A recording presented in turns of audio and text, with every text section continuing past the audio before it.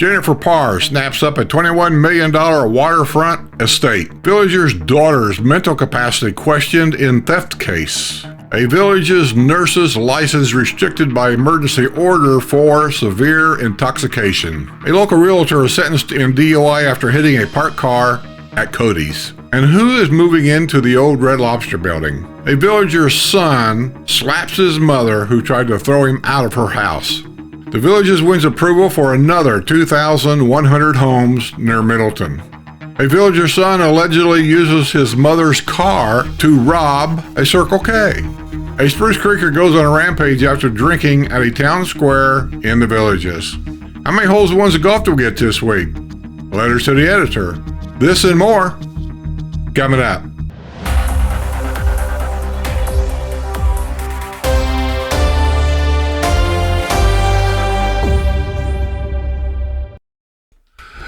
Okay, let's have some more news.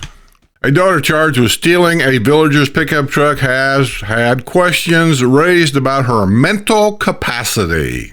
Wendy Sue Alver, 38, has been charged with stealing a pickup that is owned by her father, who lives in McCullough Terrace in the village of Chitty Chatty. She was arrested in May with a .38 caliber compact Glock 42 firearm tucked in her purse. An attorney representing Alver has asked for a competency evaluation for his client. It has bogged down her court case. Alver remains free on a $6,500 bond. Makes you wonder who put up that bond. She was found in a stolen red GMC pickup at Walmart in Leesburg, according to the arrest report from the Leesburg Police Department. The truck, which had been reported stolen by her father, was in the parking lot of the store, which was closed. Alver appeared to be fixing her hair and had stepped outside the truck, which had been traced thanks to the Apple AirTag. We got a lot of children that has never grown up living with mommy and daddy, and they refuse to make them grow up. And here's another update. A nurse from the Villages has had her license restricted after she was allegedly found bloodied, bruised, and extremely intoxicated by clients who had hired her to watch their, catch this, 5-year-old daughter who suffers from cerebral palsy. The Florida Department of Health issued an emergency license restriction order from Stephanie Lee Waits on August 14, 2024. According to the Florida Department of Health, Waits has an address of record on Vapor Court in the village of Osceola Hills. According to the order on February 24, 2024, Waits was assigned to an overnight shift to care for a 5-year-old girl with cerebral palsy as part of her employment with the Team Select Home Care. Waits arrived for her shift that evening, and the patient's parents left the home. While the parents were away, Waits allegedly became intoxicated by alcohol and blacked out, according to the order. When the parents returned, they found their daughter asleep in her bed in an unsafe sleeping position. They noticed their daughter had abrasions, scratches, and bruises on her face, neck, and body that were not there previously. Next to their daughter in her bed, the parents found Waits, covered in blood. The order states that Waits had blood coming from her nose and head, and that she had bruising underneath her eyes, and one eye was swollen shut. The patient's parents saw bloody fingerprints leading to the bathroom, as well as blood stains in the bathroom sink and blood towels in the laundry room. According to the order, the patient's parents eventually were able to wake up Waits, but she was delirious and confused. The order states that she was unable to explain why she was covered in blood and what happened to her and the child. At that point, the parents contacted the Marion County Sheriff's Office. Responding deputies observed that Waits appeared to be impaired by alcohol or other substances, according to the order. In addition to the deputies, emergency medical services also responded to the scene and attempted to offer aid to Waits. According to the order, Waits became belligerent, verbally abusive, and uncooperative with emergency medical services personnel. Waits was eventually detained and transported to a local hospital for assessment. The order indicates that the following morning, February 25, 2024, Waits presented to Advent Health Ocala Hospital with the chief complaint of alcohol intoxication. While she was in the ER, Waits was allegedly extremely aggressive and combative. She underwent a urinalysis at the time and had a blood alcohol level of 316 milligrams per DL. I don't know what that means. The legal blood alcohol content limit is 80 milligrams per DL. Several days after the incident, Waite spoke with her employer and admitted that she did not have a recollection of what occurred while she was watching a child with cerebral palsy. During the conversation with management, Waite said she was on a lot of medicine but did not say which. According to the order, Waite was arrested on March 10th on a charge of child neglect. While she was being arrested, deputies found 6 tablets of Adderall in her possession. Although she told deputies she was prescribed Adderall, she failed to provide proof of a prescription. As a result, she was additionally charged with possession of a controlled substance without prescription. In April, the state dropped the child neglect charge. The other case is still pending resolution. During the evaluation, Waite allegedly explained that during the incident, she was experiencing high blood pressure and took a sip of vodka to help lower her blood pressure. She told a psychiatrist that she must have consumed more than she thought. At the time of her evaluation, Waite reported that her last alcoholic beverage consumption was 2 beers in March of 2024. In conjunction with the evaluation, Waite was asked to undergo a PETH blood test. Don't know what that is either. The results of that test showed that her blood alcohol content was 137 ng/ml. Don't know what that is either. I'm sure there's some nurses, registered nurses, or doctors out there watching this that could probably, in a description, explain what some of these numbers mean. The psychiatrist's opinion that the result was inconsistent with Waite's claim that she had significantly diminished the amount of her alcohol consumption. She was diagnosed with moderate alcohol user disorder, possibly severe according to the order. Hair toxicology test results during that evaluation showed that Waite had also smoked cannabis and had greatly minimized her use of cannabis. The psychiatrist also diagnosed her with mild cannabis use disorder. The order goes on to state that the psychiatrist's opinion that Waite was not able to practice nursing with reasonable skill and safety to patients and recommended that she is engaged in a partial hospitalization as residential treatment program, as well as to enroll in monitoring by the Intervention Project for Nurses. As of July, Waite was not under IPN monitoring according to the order. Waite's severe intoxication while caring for a vulnerable child and continued consumption of alcohol despite significant personnel and employment ramifications demonstrates her recurrent and problematic use of controlled substances and result diagnosed substance use disorders that impair her ability to practice as a registered nurse with reasonable skill and safety to patients, reads the order. It goes on to state that the incident shows that Waite lacks good judgment and moral character required to practice nursing and is not capable of caring for patients in a manner that is correct and safe. According to the order, although the department considered various restrictions of Waite's license, including require that she practice under direct supervision, it ultimately decided that those restrictions would be insufficient. The order states that Waite is now immediately restricted from practicing nursing until IPN or an IPN-approved evaluator notifies the department that she is safe to resume work. I just can't imagine a registered nurse being like this around a child that can't take care of himself. Oh, gosh. I had a nephew that passed away of cerebral palsy, so this is crazy. By the way, that was her update. It was a long update, but I reread the whole thing, so a lot of new people have joined my channel in the last month, and I just wanted to get some people caught up on what's going on. Here's another update. An Illinois man has been sentenced on a lesser charge after he was arrested earlier this year in a golf cart in the Villages. Anthony Sawinski, 33, of Chicago, pleaded no contest this past week in Sumter County Court to a charge of reckless driving, reduced from a charge of driving under the influence. He had been placed on probation for 1 year in order to perform 50 hours of community service. That's his update. So let's get on with some more news. An Ocklawaha man has been arrested in connection with a missing Cadillac and golf clubs. David Anthony Fox, 63, was arrested Wednesday by Marion County Sheriff's deputies on charges of grand theft of a motor vehicle and grand theft. The owner of the gray 2014 Cadillac CT SV parked it on May 17th at the home of an acquaintance in Summerfield. When he returned for the vehicle, it was missing. The vehicle was recovered on August 14th. The owner confirmed that golf clubs and air compressor and tools were missing from the Cadillac. When it was recovered, he also found the car window was broken and the bumper was damaged. The investigated trail led to Fox's arrest. He was taken into custody and booked at the Marion County Jail. Apparently no bond.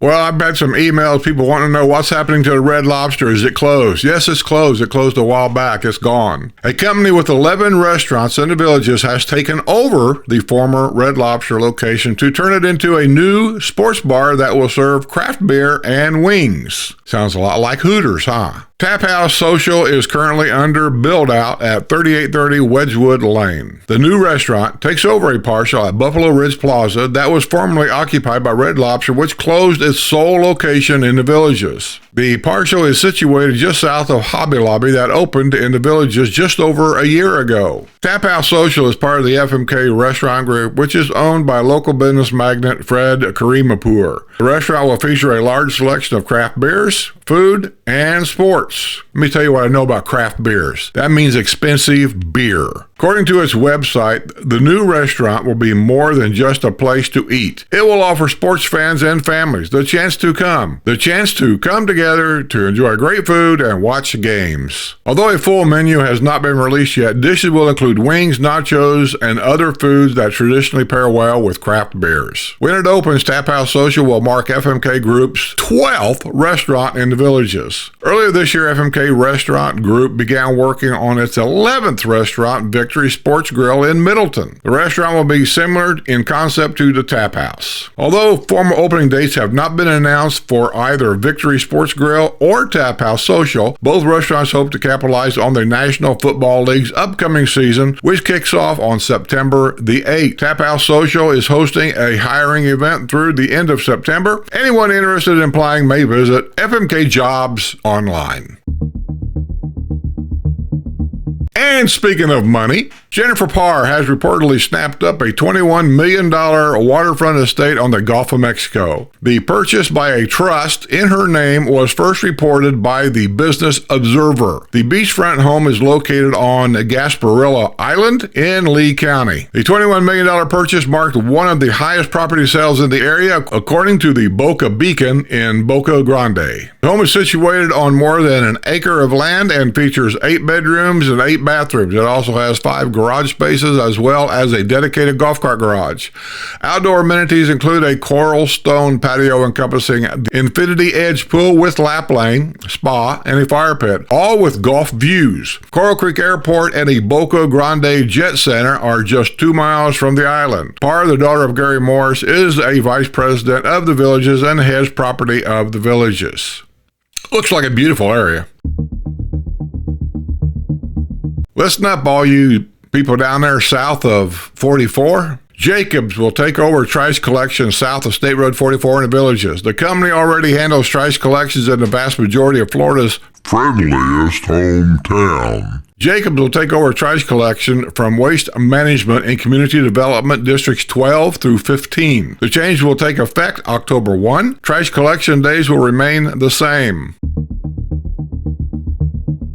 A villager who said he had been watching college football was arrested on a drunk driving charge after crashing his golf cart. Ronald Thomas Deacon, 68, who lives in the village of Silver Lake on the historic side of the village, was involved in a golf cart crash at about 8 p.m. Saturday in the area of Main Street and Bacara Boulevard, according to the arrest report of Lady Lake Police Department. The first officer on the scene found that the Indiana native had an overwhelming aroma of an alcoholic beverage emitting from his persons, according to the arrest report. He almost fell as he stepped out of the golf cart. Deacon said he had been at home watching college football and drank a few Bud Light beers. He said he decided to go to Wendy's on Bacara Boulevard for some dinner before going to bed. He agreed to participate in field sobriety exercises but performed poorly, including being unable to touch the tip of his nose. He provided a breath sample that registered .164 and .160 blood alcohol content. He was arrested on a charge of driving under the influence and booked at the Lake County Jail. He was released after posting a $1,000 bond. See, if he was an illegal, they would have let him out on a $50 bond.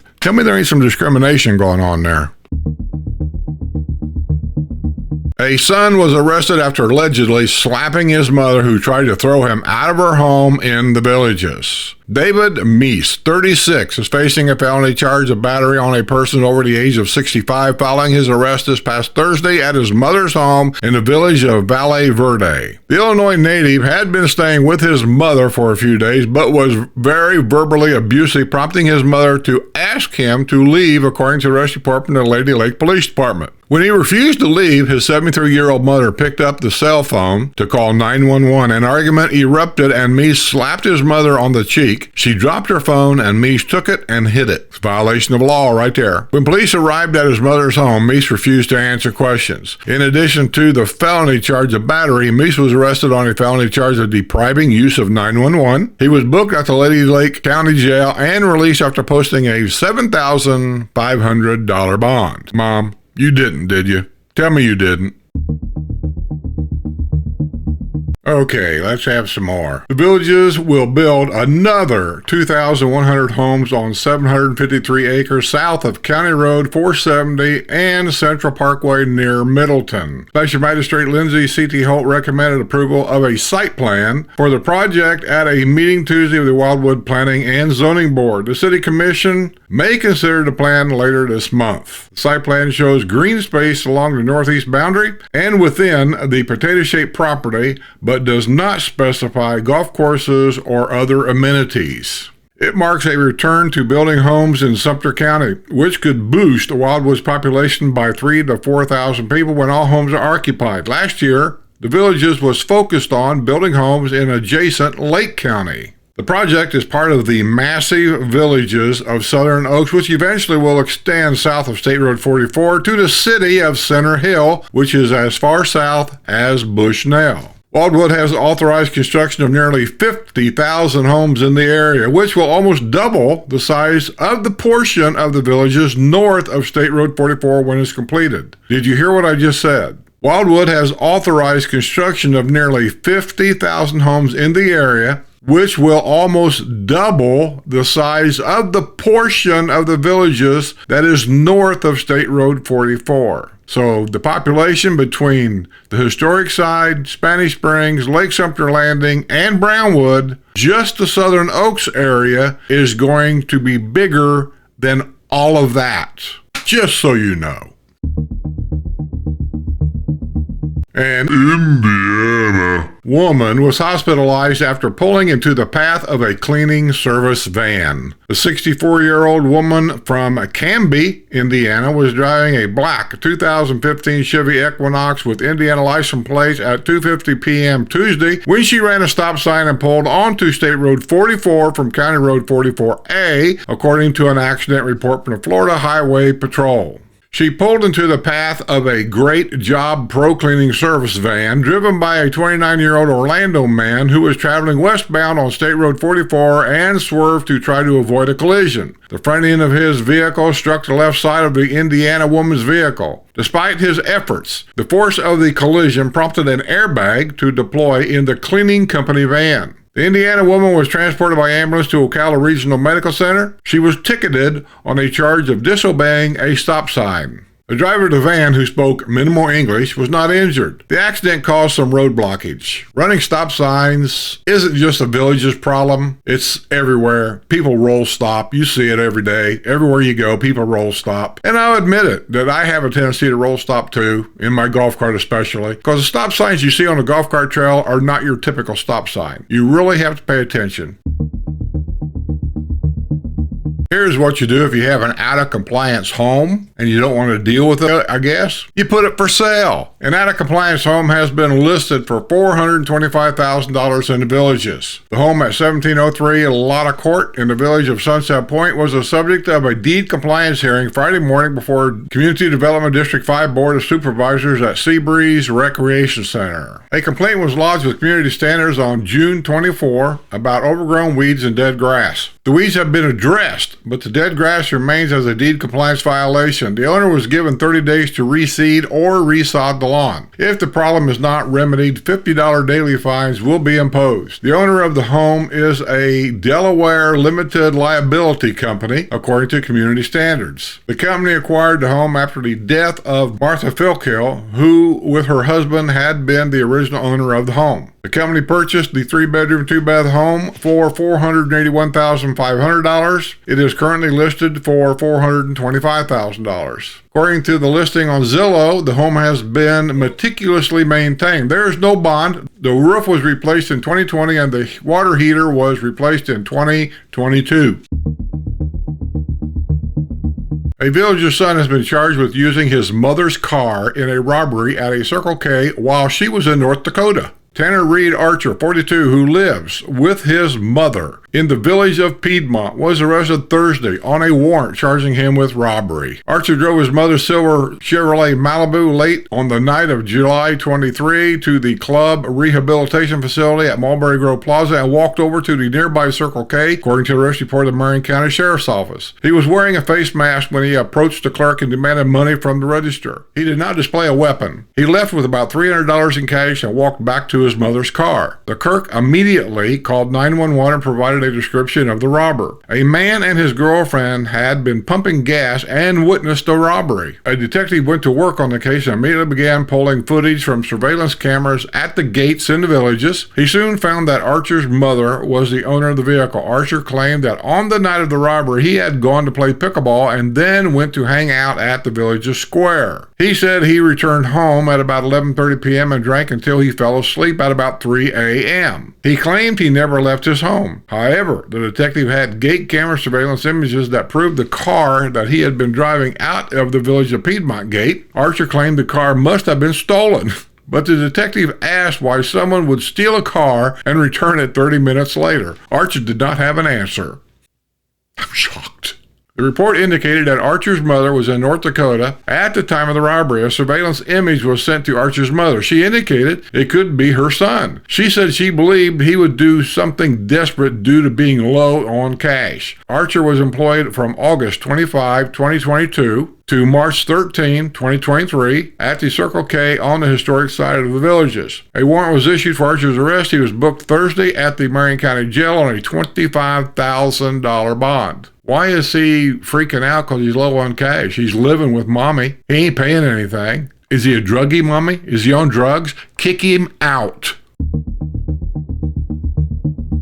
Here's another report from our next door neighbors, Spruce Creek. A Spruce Creeker launched into a rampage after drinking at a town square in the villages. Alan James Deason, Jr., 57, who lives at Spruce Creek Golf and Country Club in Summerfield, was arrested August 30 at the Comfort Inn and Suites after an attack on a woman with whom he has been involved in an intimate relationship for about 3 years, according to the arrest report of the Lady Lake Police Department. Officers responded to the hotel after an employee contacted law enforcement as a result of the altercation between Deason and his girlfriend. Deason, who had scratch marks on his chest, was belligerent and defensive when questioned. He balled his fist and was aggressive toward the officer, but was quickly handcuffed. The girlfriend told police that Deason had been consuming alcohol at Spanish Springs Town Square. When they returned to the hotel, they got into an argument. Alan threw a drink across the room and ripped a light fixture off the wall. He grabbed his girlfriend by the bridge of her nose, caused her to have trouble breathing. She retaliated by scratching his chest. He grabbed her head and began striking it against the wall. Deason was arrested on charges of domestic aggravated battery, resisting arrest, and disorderly conduct. He was booked at the Lake County Jail and released after posting a $3,500 bond.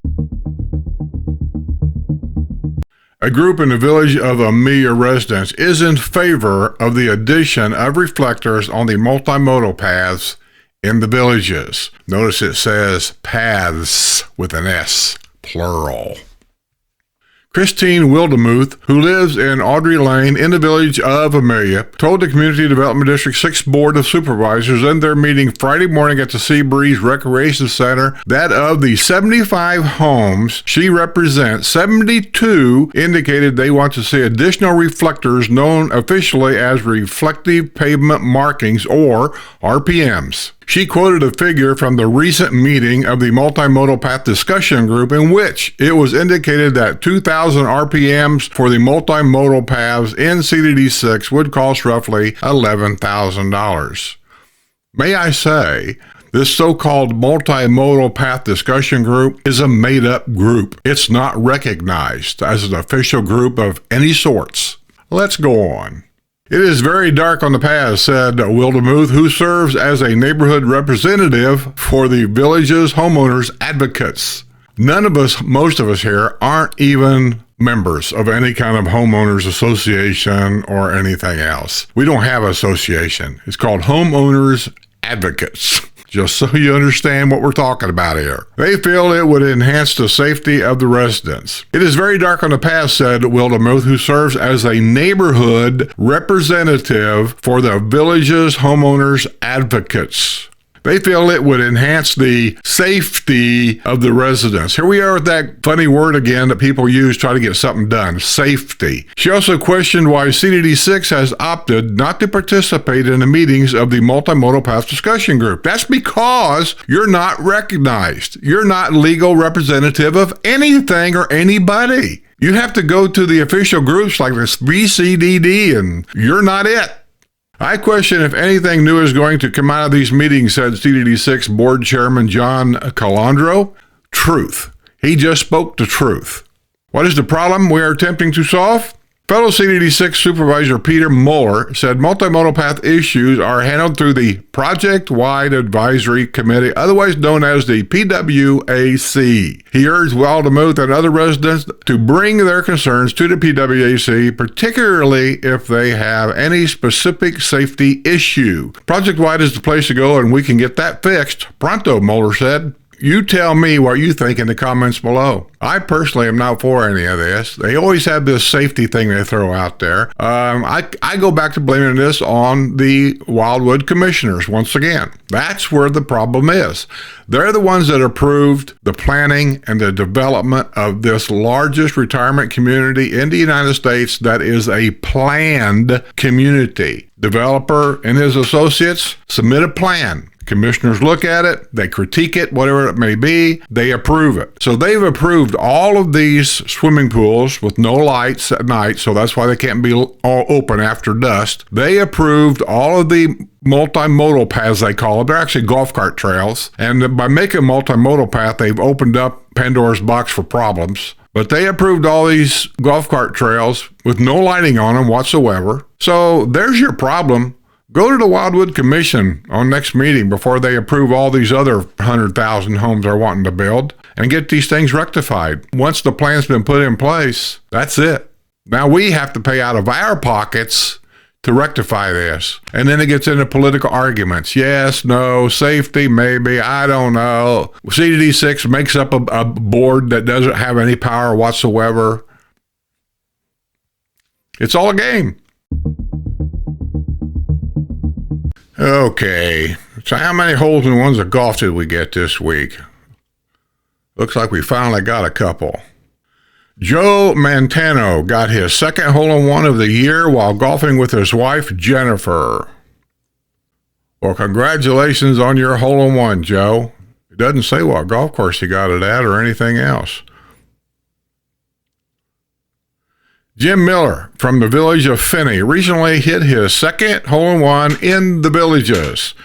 This one was on Thursday, August 29th at hole number 9 at the Red Fox Executive Golf Course. Well, congratulations on your hole-in-one, Jim.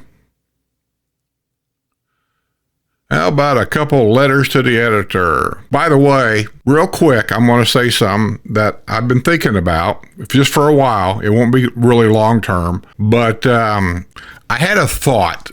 I'm always looking for more information to give people about the villages and how things work. So I'm thinking about the thought process of the villages people that live here. And by that, I mean there's a lot of northern people, which is a lot of blue states from the north, moving to Florida, which is a red state, has been a red state for many years, and we're doing great. So I thought about doing a political video, say, every Monday for a while. But these are going to be letters to the editor about politics. So I'm thinking about doing that, about a 10 or 15 minute video reading nothing but letters to the editors and just giving my off-the-cuff comments like I always do. Let me know in the comments what you think about that idea.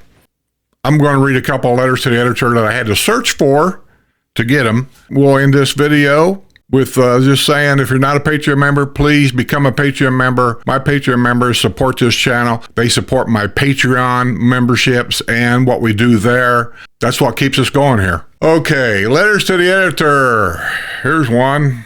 To the editor, I'm very curious as to how many people encounter this situation and how they feel about it. I take my dogs for a ride on the golf cart every day, and while out riding, occasionally I have people walking side by side in the middle of the road, walking toward me, but won't move out of the way. They expect me to go in the other lane to go around them. I know that is a shared path, but it seems to me that common courtesy, they would move out of the road. After all, it's a shared path.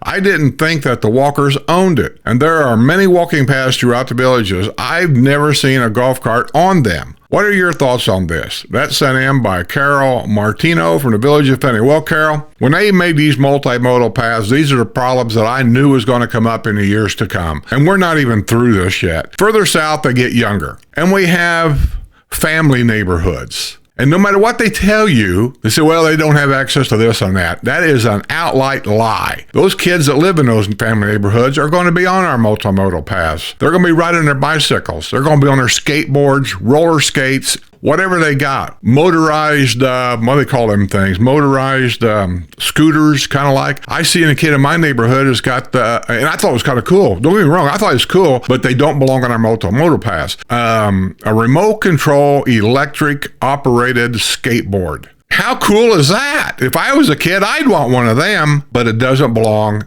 on our multimodal paths. So you're going to see a lot more problems here. It's just going to happen.